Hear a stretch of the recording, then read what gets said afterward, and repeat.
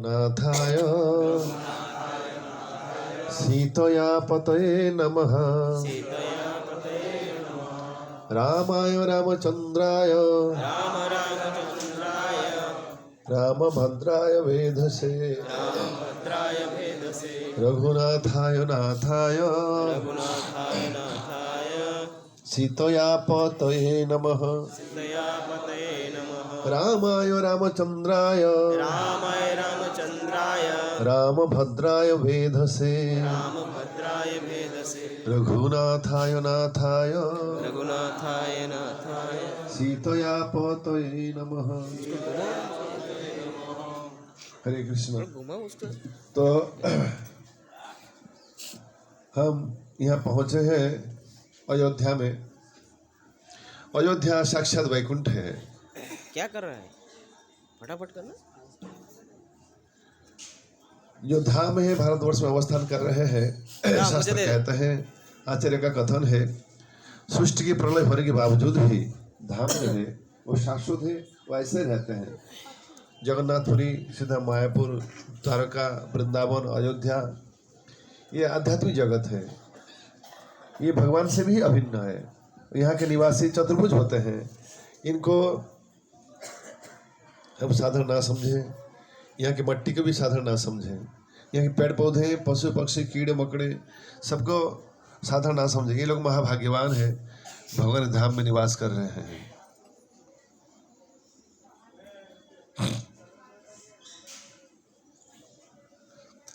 तो आज से कई लाख साल पहले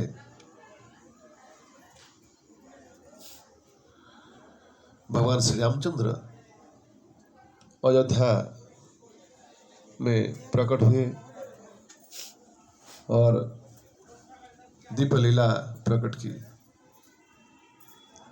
मैं संक्षेप में कुछ रामायण की कथा दोहराने की नम्र प्रयास कर रहा हूँ।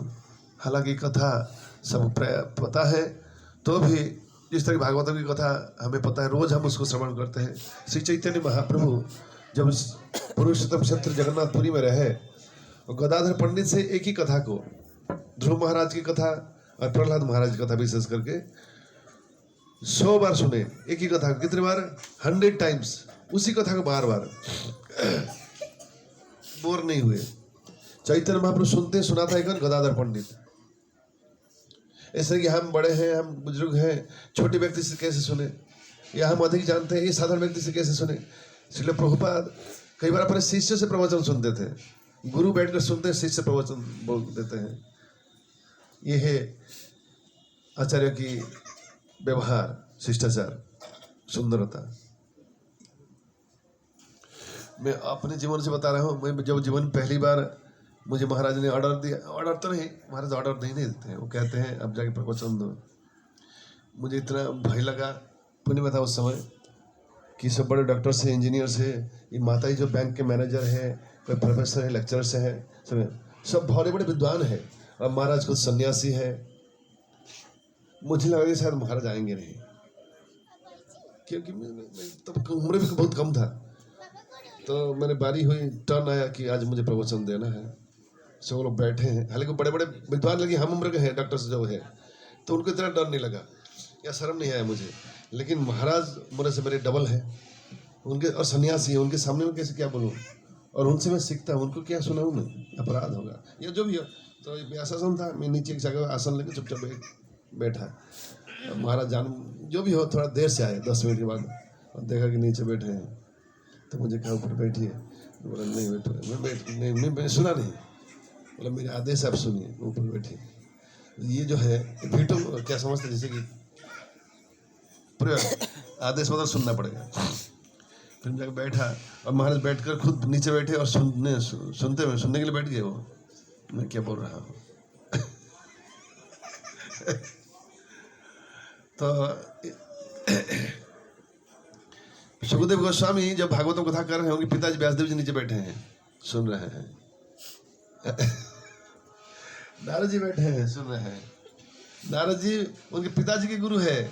सुखदेव गोस्वामी के पिताजी व्यासदेव है। व्यासदेव जी के गुरु कौन है? नारद जी है। वो बैठे हैं, सुन रहे हैं। पिताजी के गुरु नीचे बैठे हैं। तो ये कथा के लिए सम्मान है, इसलिए कोई झिझक नहीं रखना चाहिए। तो शास्त्र कहते हैं कि ऐसे दिव्य वैकुंठ जगत में प्रवेश उसी व्यक्ति का हो सकता है जो कोई जन्म तक सुकृति पुण्य की है। हमें लगता है बाई चांस हम आ गए हैं, ऐसे नहीं है। भगवान की धाम की वैष्णवों की विशेष करके अशेष कृपा है, इसलिए हम यहाँ पहुंच पाए हैं बहुत जन्म की सौभाग्य से।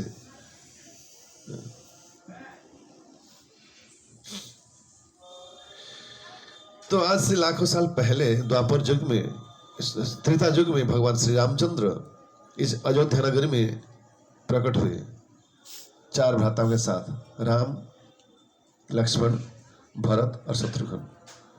राम ज्येष्ठ है, उसके नीचे भरत है, उनके नीचे लक्ष्मण है और सबसे कनिष्ठ है शत्रुघ्न। लक्ष्मण और शत्रुघ्न यमज है, ट्विंस ब्रदर है।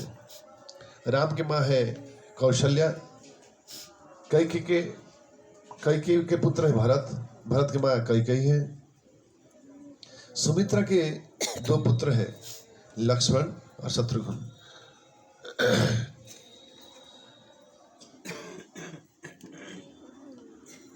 तो महाराज दशरथ को बहुत सालों तक कोई संतान नहीं था।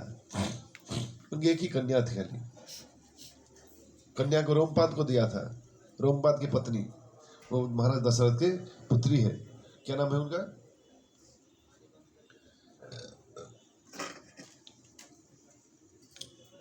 रोमपाद शब्द का अर्थ है जिनकी पाद में रोम है। हमारे पैरों की तलुओं में रोम नहीं है ना, उनकी तलुओं में रोम था, इसलिए उनका नाम है रोमपाद। ये रोम है, हाँ, इसलिए उनका कहते हैं रोमपाद। तो इनकी जो पत्नी है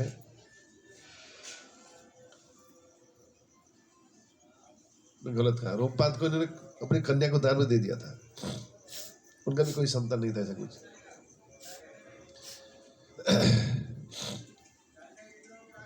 एनीवे, तो महाराज दशरथ को कोई पुत्र संतान नहीं था, बहुत अधिक उम्र हो चुका था। तो उन्होंने एक यज्ञ करने की इच्छा की, पुत्रिष्ट यज्ञ। तो पुत्रिष्ट यज्ञ में उन्हें ऋष्यशृंग मुनि को आह्वान की पुत्रिष्ट यज्ञ कराने के लिए। ऋष्यशृंग मुनि इनके पिताजी का नाम है विभांडिक ऋषि। मैंने कई बार चर्चा की है। विभांडिक ऋषि अपने पुत्र को जब प्राप्त किया, ऋष्यशृंग बड़े होकर मुनि हुए। इनकी इच्छा थी कि मेरी पुत्र आजन्म ब्रह्मचारी रहे, क्योंकि ब्रह्मचर्य एक ऐसी वस्तु है पूरा संसार जीत सकता है, पूरे संसार जीत सकता है, मुक्ति के सारे द्वार को उन्मुक्त कर सकता है। इतनी शक्ति वस्तु है उसमें, इसलिए उसको कहते हैं ब्रह्म वस्तु। इसकी मूल्य इतना अधिक है। तो पुत्र के कल्याण के लिए विभांडिक ऋषि, जब पुत्र बहुत छोटा था, ना समझ था, उन्हें लेकर जंगल में जाकर रहे, ताकि कोई स्त्री ये नारी या लड़की को ना देख सके, बाल्यकाल से कभी प्रकृति को ना देख सके, तब उसके मन में कोई विकार नहीं ना हो।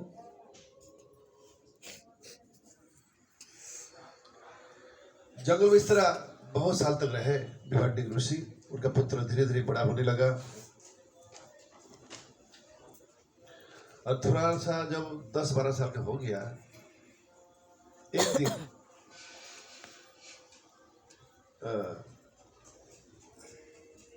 जो महाराज रोमपाद है, उनके राज्य में बारिश नहीं हुआ। तो साधुओं ने कहा कि अगर ये ऋषिशृंग मुनि को लाकर अपनी कन्या को विवाह करवा देंगे उनके साथ, या उनकी जो अगर वो आपके राज्य में आकर रहेंगे तो यथायोग्य समय पर बारिश होगी, राज्य का कल्याण होगा। तो महाराज रामपाल ने ब्राह्मणों की और सलाहकारों की सलाह से कुछ सुंदर सुंदर लड़कियों को पुत्र के वेश में सजाकर ऋषि मुनि के हम उम्र के लड़कियों को सजाकर जंगल भेजते थे। एक नाव में, पास में नदी बह के जा रही है, तो वहां लोग जाना गए। और जहाँ ऋषि शुंग मुनि अपने पिताजी विभांडिक ऋषि के साथ जिस आश्रम में रहते थे कुटिया में, वहाँ थोड़ा सा दूर नजदीक में वहीं जाकर वो लोग खेलते थे, नाचते थे, कुछ आवाज करते थे, आपस में दौड़ा भागा दौड़ी करते थे। और पुरुष के वेश में लगते जैसे लड़के हैं, छोटे छोटे लड़के हैं, 10 साल के 12 साल के, 8-10 साल के, 8 से 12 इस तरह उम्र के। तो सुंदर आवाज आती है, तो पिताजी विभांडिक ऋषि कुछ प्रयोजन के कारण बाहर गए हैं, आश्रम में नहीं है। ऋषि शुंग मुनि कुटिया से बाहर आकर देखते हैं उनके हम उम्र के लड़के उनके साथ वो लोग खेल रहे हैं, बहुत आनंद ले रहे हैं, वो भी जाते हुआ खेलने के लिए उनके साथ। कुछ समय खेलने के बाद एक आपस में कभी टकराते हैं, एक आपस में आलिंगन करते हैं। तो ये ऋषि शुंग मुनि को लगता है, बालक को, ऋषि शुंग को, उस समय छोटे बालक है, कि बड़ा अद्भुत स्पर्श है, बहुत अच्छा लग रहा है। फिर पूछते हैं अब लोग कहाँ से आए, क्या है नाम, कल जाएंगे नाम। और उनको मीठा खाने देते हैं, मीठा वस्तु। ये पूरा जीवन आज तक सिर्फ फल खाकर बड़े हुए हैं, कोई मीठा कभी नहीं खाया जीवन में। पहली बार मीठा लड्डू जो भी जैसा मिष्टी मिठाई खाया, और उनको बहुत अजब आश्चर्य लगा कि ये तो कुछ अद्भुत वस्तु है ना, कल और भी लाएंगे। इस तरह 2-4 दिन खेलने के बाद बोलते हैं हमारा राजू वहाँ है, वहाँ बहुत कुछ मिलता है, हमारे साथ चलोगे? हाँ चलूंगा। एक दिन उनके पिताजी नहीं थे, उसी अवस्था में ऋषि शुंग को लेके चले जाते हैं नाव बिठाकर। और जैसे ही रोमबाद के राज्य में पदार्पण करते हैं ऋषि शुंग मुनि, तुरंत वर्षा चालू, बारिश। ऐसे ही ब्रह्मचर्य की शक्ति है, ये मुनि की शक्ति है। महाराज रोमपाद उनका अच्छी तरह स्वागत किया, अपनी कन्या के साथ उनका विवाह करवा दी। यहाँ विभांडिक ऋषि को पता चला, बहुत क्रोधित होकर आए, लेकिन क्रोधित होने से पहले उनका अच्छी तरह रोमपाद ने ब्राह्मण साधुओं के पास दिया और स्वागत किया। फिर उनका क्रोध ठंडा हुआ, भी जो भी हुआ होना था हो गया। एनीवे, उसी तरह ऋषि शुंग मुनि वही रहने लगे, उनके दामाद।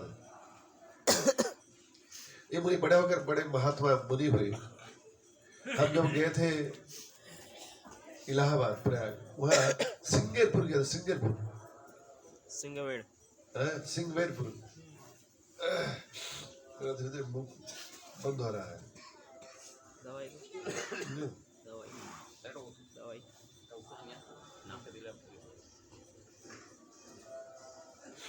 सिंगवेरपुर संकर्षण, और शत्रुघ्न जो है अनिरुद्ध है। इस तरह महाराज दशरथ को धन्य करते हुए अयोध्या में भगवान 4 भागों में प्रकट हुए। वासुदेव, संकर्षण, प्रद्युम्न, अनिरुद्ध, राम, भरत, लक्ष्मण और शत्रुघ्न। तो अधिक विशेष नहीं कर रहा हूं मैं।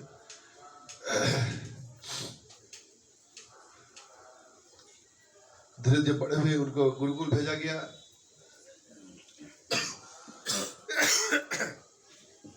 गुरुकुल में बहुत प्रकार की सब्जेक्ट उनको पढ़ाया गया। राम जो है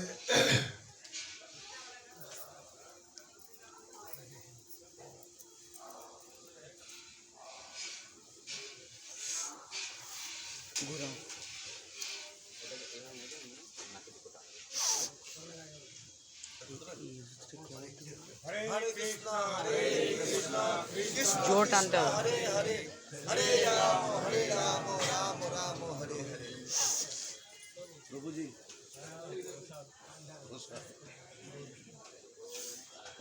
তারপরে একটু পরে শুকিয়ে যাবে, দিয়েছি আমরা। একটু দের ব্যথা করবে, তারপরে ঠিক হয়ে যাবে। लगे जोरे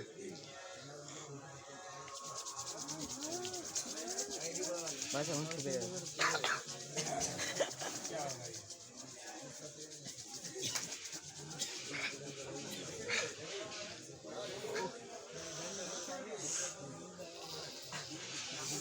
সবাই দিচ্ছে তো ঠিক হয়ে গেছে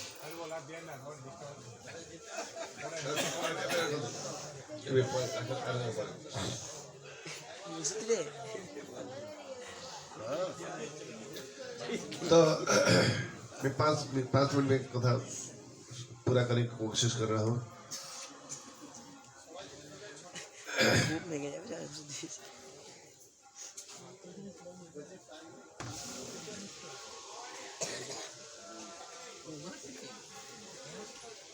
ठीक है, पहले प्रसाद देते हैं। टाइम क्या हुआ?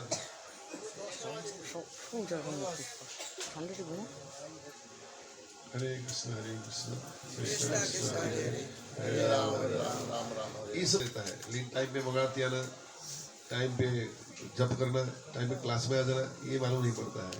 इस चीज़ में बहुत लोग इतना ताकत नहीं, अभी तक क्यों मंगलती नहीं आकर खड़े नहीं होते हैं, अभी टाइम पे मंगलती क्यों नहीं हुआ, फिर की कर दी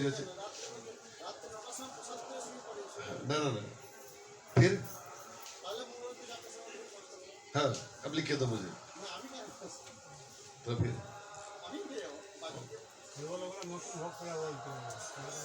आप उनको संध्या से सो जाओ, उठने वाले नहीं है। ठीक है, प्रसाद के बाद फिर कर जब कहते हैं कि पहले हम यहाँ मंदिर में आते थे खाली प्रसाद लेने के लिए। अब्दुल कलाम ने किए थे और उसका उसको लिखा है लाइफ जो उन्होंने इस्कॉन जाता उन्होंने पोशाक के लिए और इसी के लिए उसको मतलब सनातन धर्म वाले बहुत पाता है।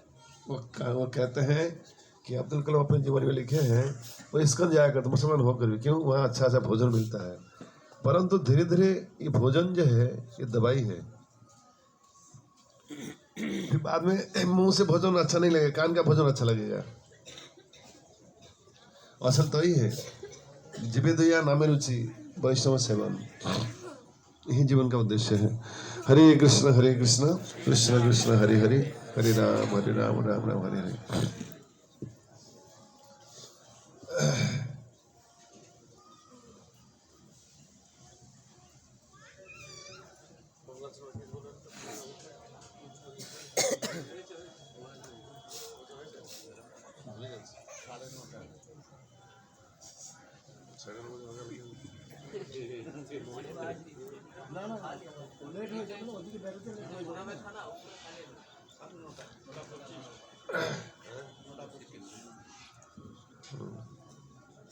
पाँच मिनट एडवांस कर दिया।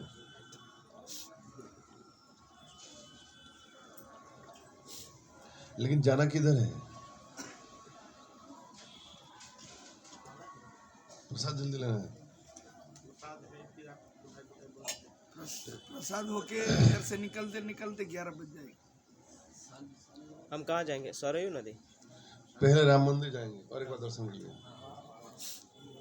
यहाँ से निकलते निकलते 11 बज जाएगी। प्रसाद लेके सब लोग को निकलना। असलियत में सारे यात्रा ये शास्त्र का निर्देश क्या मालूम है? यात्रा जाते हैं वहाँ एक जगह बैठकर 15 दिन के लिए सिर्फ हरि कथा श्रवण के लिए, इसके लिए यात्रा होता है। तो घर पे जाकर मंचन, यहाँ पे मंचन रूम से निकलते नहीं, घर से निकल के लाए रूम के अंदर घुस जाएंगे, किसी भी तरह हरि कथा श्रवण नहीं करेंगे। असल उद्देश्य वही है। श्रील भक्तिसिद्धांत सरस्वती ठाकुर कहते हैं भगवान के धाम के दर्शन आंखों से होता है, होता नहीं आंखों से, कानों से होता है। एनीवे थोड़ा सा सहन करें भूख की और थोड़ा सा कृपया श्रवण कीजिएगा। ये पहले लड्डू दे दें? लड्डू दे दीजिए। वो नहीं ना भूख की लगे बोल से